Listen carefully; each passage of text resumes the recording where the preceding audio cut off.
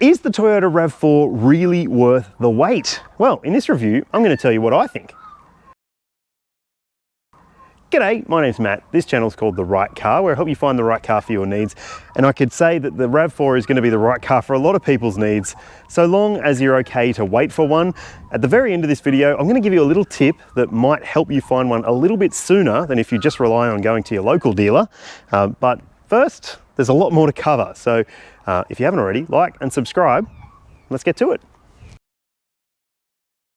Just like most models in recent times, the RAV4 range has seen some price increases, but it's actually the wait times that might be the biggest concern for this vehicle if you're interested in one of the hybrid models, because there's still wait times of more than 12 months for some versions of this SUV. Now, if you can't wait, maybe your old car's died or whatever, I've got a few really good alternatives coming up soon, which I'll tell you about, which do have shorter wait times. But if you are convinced that the RAV is right for you, well, there's a few things you need to know. All right, so there are 4 of the 5 different variants in this range that come with petrol or hybrid power available. Petrol's fine, but the hybrid is the better powertrain here. So really it's going to come down to whether you choose front-wheel drive or all-wheel drive. Now, Toyota calls it E4, all-wheel drive. I'll explain that in a couple of sections time, but it is, well, more suitable if you're going to be spending time on slippery surfaces like sand or gravel or snow or grass or whatever it may be, then the all-wheel drive system will be a better choice for you. So the entry-level version of the RAV4 is called the GX, and it comes with some pretty good standard equipment. You get 17-inch alloy wheels, LED lights, you get cloth interior trim and push-button start, but you don't get proximity unlocking on the doors. And it does look and feel pretty good. You got an 8-inch touchscreen media system with Apple CarPlay and Android Auto. You don't get dual zone climate control. You need to step up to the next model for that. You still get air conditioning, of course. Up from there is the GXL model, which is probably going to be a really good value choice for a lot of people. It gets a few features that you will appreciate. You get roof rails, you also get that proximity unlocking as well, and bigger 18-inch alloy wheels too. And on the inside, you do get dual zone climate control, and it does feel just a little bit more special inside. Up from there is the XSE, which is a hybrid only model, which is a tick in my opinion. It also gets a black pack exterior look, which I think looks really cool. And also it gets a different interior trim, including some nice features like a bigger media screen and a digital instrumentation cluster for the driver too. So it does feel like good value for money if you like the look of the black look pack. And in the XSE, you also get heated front seats and a power tailgate. Then if you choose this one here, which is the Cruiser, which a lot of people do go for, you get 19-inch wheels or 18s on the hybrid. You get a sunroof. On the inside in the Cruiser, you do get the leather look interior pack. You also get driver's seat memory settings for the electric seat adjustment, plus passenger seat adjustment with electric adjustability. And you also get a digital rear view mirror. So you flick a switch and you get a camera feed from outside of the car rather than looking through the back window. And a surround view camera system as well. So those things might be really handy for you if you are looking at this kind of car as a family vehicle. And at the top of the range is the Edge model, which used to be petrol only, but now comes with a hybrid version available as well. Now it gets an off-road specific look to it. It gets a different front bumper, different wheels, and on the inside you get a different interior treatment, which is much more adventurous looking. Has easy wipe down seats as well, apparently, because that's what you need if you're an adventurous kind of person. I think it's a pretty compelling option, but I think personally, the XSE is the pick of the range for me. Tell me what you reckon in the comments section below. Or maybe consider one of these alternatives I'm about to tell you about. There are some really obvious alternatives to the RAV4. Heaps of big name mid-size SUVs that play in the same sort of price bracket, but I'm going to tell you 3 that I reckon you should be checking out depending on what your circumstances are and what your needs are. So if you need or really want a hybrid SUV, but you're not into the idea of waiting 12 months or more for a RAV4, you should check out the GWM Haval H6. Now, hit the link at the top of the screen there and you'll be able to check out my review of that vehicle. It might not have everything going for it, but it is a very good car. It feels pretty spacious on the inside too. Some really good inclusions for the money, and it doesn't cost all that much. So it could be the right choice for you, and it's pretty real world efficient. Maybe not as efficient as this, but hey, could suit your needs anyway. Another option I reckon you should check out if hybrid is very important to you, but you maybe want the option of 7 seats, is the Mitsubishi Outlander plug-in hybrid, or PHEV.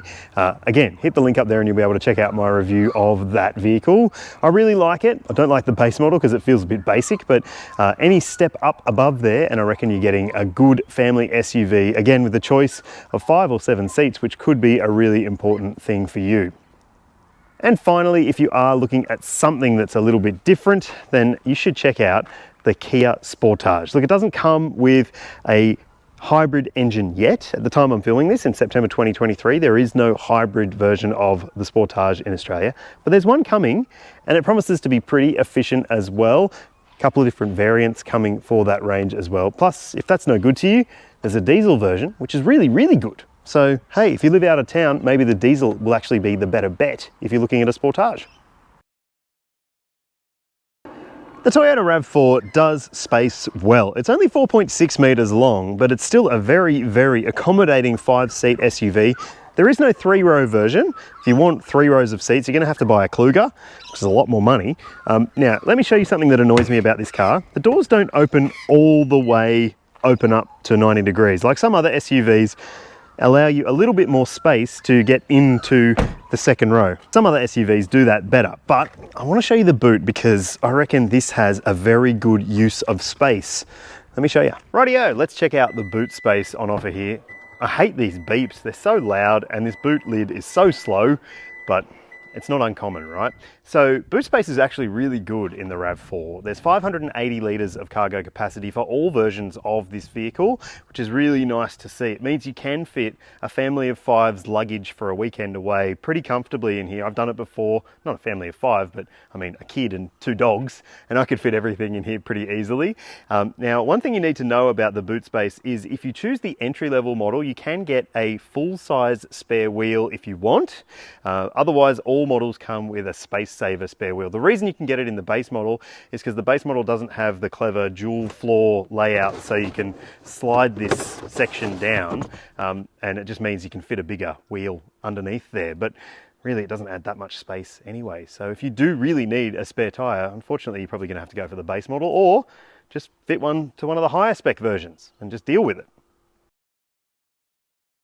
This one here is the cruiser version of the RAV4. So it does get a nicer interior than the lower grade versions. Namely, you've got this part leather, leather accented, whatever you want to call it, trim. You've also got this smaller sunroof. You can get an optional panoramic sunroof on the top spec version. I think it's only on the top spec version as well.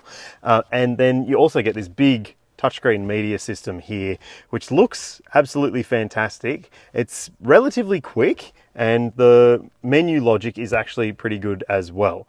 So you've got sat-nav built in.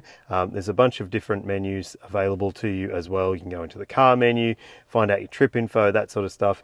You've also got different sources, your radio and so forth. So it is relatively good when it comes to the usability of the screen, but still, like some of the other models with this sort of layout, this sort of software that we've seen in Lexuses and stuff like that, it does take a little bit of learning and there are some menus upon menus that you might need to learn. So just keep that in mind. Being one of the higher grade versions, you also get the fully digital instrument cluster in front of the driver. It is a pretty info-rich screen and it's colourful, it's bright, it's easy to read and easy to get around as well. And so are the controls on the steering wheel. They're pretty easy to learn. All of it is basically Toyota in a nutshell. You do learn it very quickly if you aren't already, I guess, aware of how to use the controls. So other things I really like about the controls in the RAV4, these rubberized knobs, which for your climate control, they're pretty good. There's also buttons down here for the main climate control features, your fan control, your recirc, that sort of stuff is all down here. And there's also heated and cooled seats in this version as well. So all of that is really nice. And so is the storage in here. You've got a nice shelf in front of the passenger, really big cup holders between the seats, a wireless phone charger up here, and a little storage tray there, which I've never really known what that might be for. It's about the same size as a 50-cent piece. I don't necessarily keep coins with me anymore. But hey, maybe there's a reason for it. Let me know what you use yours for if you have a RAV4. There's bottle holders in the doors and a covered center console bin, a couple of USB-C ports in there, a USB-A port up here as well, and you got 2 more USB ports in the back as well. So everyone should be able to have their devices charged up. And look, it's a pretty nice cabin in terms of the practicality, the functionality, and the form factor in here. I think it looks and feels pretty nice. So let's check out the second row space.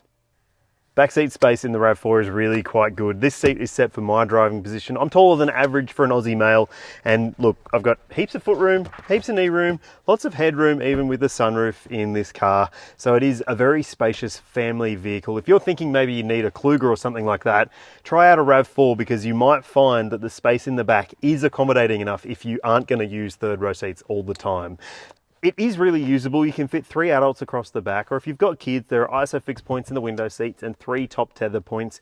You'll fit rearward facing capsules if that's what you need as well. So it is going to be suitable for a young family or a growing family. And I reckon if I was going to add another one to my mix, I'd be looking at a RAV4 for sure. Now, when it comes to the storage options, you've got a mat pocket on the back of the passenger seat. You've also got some directional air vents down here. As I mentioned, a couple of USB ports down low, bottle holders in the doors, a flip down armrest with cup holders. So yeah, it's got all the amenities basically covered. And it's pretty comfy too. The entry-level engine in the RAV4 range in most models in the lineup is a 2-litre 4-cylinder non-turbocharged, non-hybrid powertrain. It's just a basic 2-litre 4-cylinder, and it does have a CVT automatic transmission as well, and it's front-wheel drive exclusively, so it's not going to be for everyone. Then there's the hybrid options. They're both 2.5-litre 4-cylinder engines, but it just depends whether you choose front wheel drive or the E4 all-wheel drive, which basically has an electric motor at the rear axle, which adds all-wheel drive to the equation. It's got a CVT as well. Obviously there's a battery pack thrown into that mix as well for hybrid driving. And then there's the Edge petrol engine, which is a 2.5-litre 4-cylinder engine, and it does have a fair amount of power. Not the most torque available, but it is a pretty perky thing. I've driven it before. Comes with an 8-speed automatic transmission and all-wheel drive as standard as well. Now, when it comes to towing, there are some limitations. If you're considering a base model hybrid version of this car with front wheel drive, then the towing limit is pretty limited. You'll see the figure on your screen now. But if you choose one of the other versions, you do get a higher braked towing capacity. All the stuff is on your screen. So if you need to know about towing, then that's what you need to know about towing. All right, shall we go for a drive? Part of the reason that I think that the Toyota RAV4 is the best mid-size SUV you can buy still comes down to the powertrain options available. Yes, the hybrid is the optimal powertrain for this vehicle, but even if you aren't choosing the hybrid, in the petrol versions, I still think you're getting a pretty good deal. So the 2-litre 4-cylinder front-wheel drive model, yeah, that's actually better than you'll find in a Kia Sportage or Hyundai Tucson, because it's a bit more refined and the CVT helps it do its best job. In those other models, there's a 6-speed auto, which really robs you of any enjoyment. And not to say that the 2-litre RAV4 is fun, but at least it's not annoying. Now, also the 2.5-litre in the Edge, if you really want a petrol all-wheel drive and you don't want hybrid, it's a fine powertrain as well. And that will be fine for some people, but for the vast majority, the RAV4 is doing its best job when it's a hybrid, and whether that's front wheel drive or all wheel drive will really depend on what your circumstances are.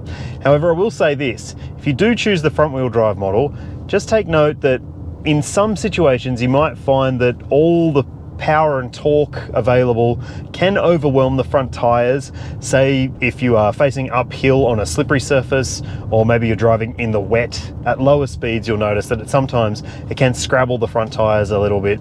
It's not a deal breaker, you just drive it a little bit more conservatively and you'll be fine, like a lot of other front wheel drive SUVs.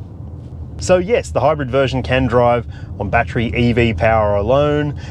It'll do that when you're just coasting, when you're at light throttle, even on the highway. Sometimes it will dip in and out of EV mode as well. And that's the reason that this is such a smart powertrain, because it's always working to think about what will be the most efficient way forward.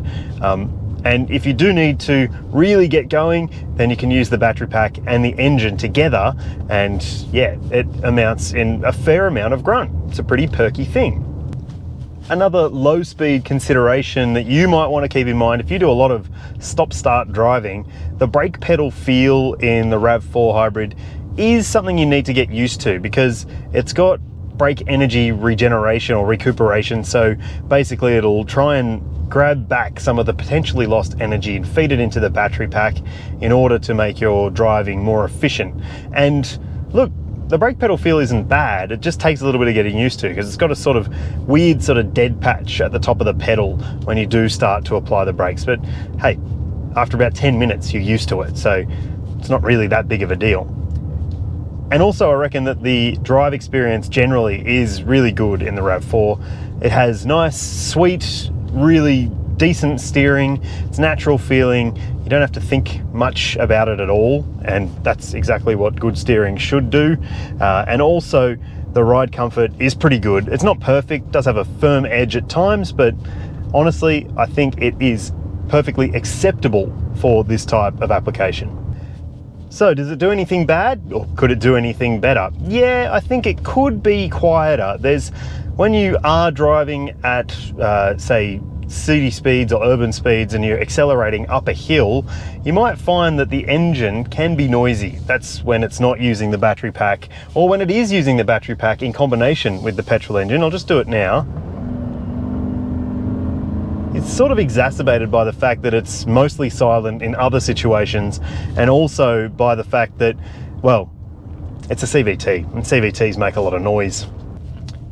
So yes, I do think that the RAV4 is the vehicle with the least compromise when it comes to mid-size SUVs.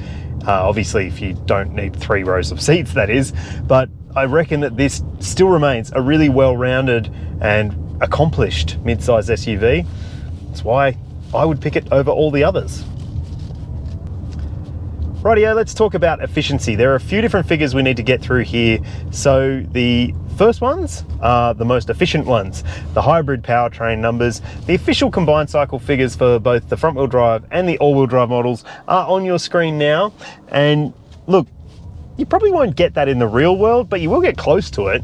You'll see what I saw across a week of testing, including open road, highway, freeway, and the boring stuff. And yeah, that's very real world efficient. The next most efficient powertrain is the 2-litre front-wheel drive with the CVT. You'll see the figure on your screen now. That's the official combined figure, what you should be able to achieve. In my experience, you're going to see something closer to 8, maybe 9 litres per 100 Ks if you drive it like you would drive the hybrid one. So yeah, not super duper efficient in the real world, but acceptable, I would say. And then there's also the 2.5 litre all-wheel drive powertrain that you find in the Edge top spec model. It is the thirstiest on paper, and it will be the thirstiest in reality. So if that doesn't matter to you, then fine. But honestly, it just all keeps pointing back to hybrid, because it's the best powertrain available in the RAV4.